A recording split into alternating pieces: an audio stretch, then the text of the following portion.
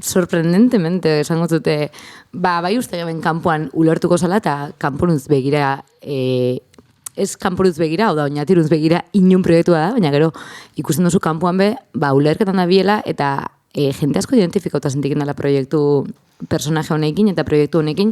eta hori bazuk esan dozuna gaztetxe askok esan dozkuela, ostra, kristo memorixarik eta inozue, inmuten dugu gogua gaztetxetara urbilketako muten dugu gogua, gure gaztetxia dana izaten jarraiketako, eta nik uste dut gure pelikula hau aldotezan gaztetxeko pelikula bat baino gehiago dela. Eta nik uste dut hori transmititia gure helburutako bazala, ez? Bai uste du gaztetxe mugimendua balioan jartzen dagoela, bai uste du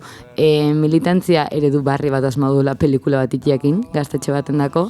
baina bai uste du baita jente asko identifikatu sentiuleken pelikula badala.